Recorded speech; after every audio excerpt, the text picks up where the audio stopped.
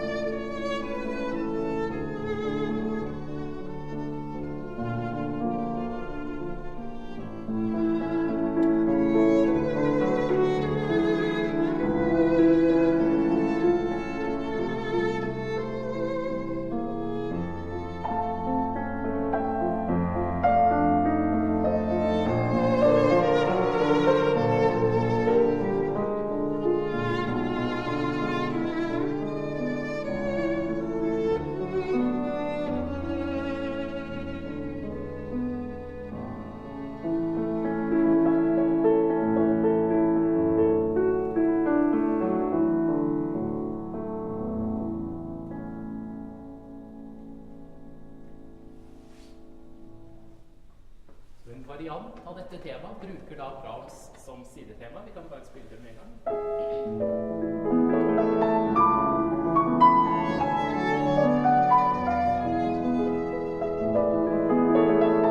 Så det er bygget på de samme rollene, men i en annen takt. Der avbrøt jeg deg.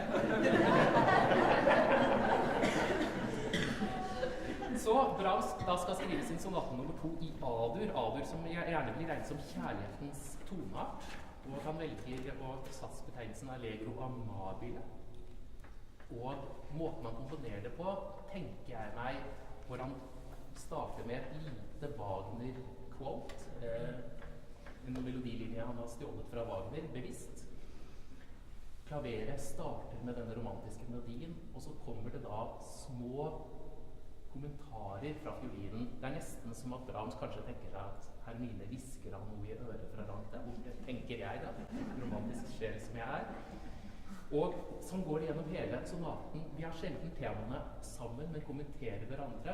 Men mot slutten av satsen så er det som om Hermine og Johannes da faller i armene på hverandre, kan man høre. Så begynner han på andre satsen, som er en idyllisk sats i F-dur, som er gjerne et sånn landskapstoneart, litt brukt mye, pastoralsymfonien til Beethoven for eksempel. Og mens han komponerer denne satsen, så ankommer da Hermine Spies. Skal hun da velge Brahms eller Klaus Groth? Nei du, ingen av delene. Hun kommer med en norsk kjæreste. Og Brahms blir forferdelig sjalu, og det han gjør da, er at han tar et tema fra en sonat han hadde øvd med Josef Joachim tidligere, Griegs sonate nummer 2, og så lager han en synes jeg, sjalu variant av dette temaet. Så vi skal først nå spille et tema fra Grieg sonate nummer 2.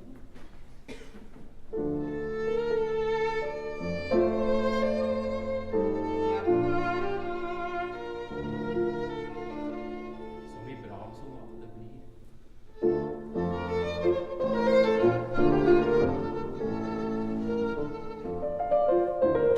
Ja, igjen stakkars Håvard, han blir avbrutt hele tiden.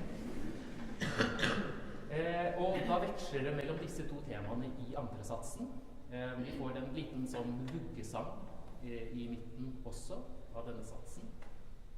Og så kommer da må han, for Brahms holder seg til det klassiske, han må tilbake til A-dur til siste satsen, men da det litt nostalgisk, kanskje historien om kjærligheten som kunne blitt noe.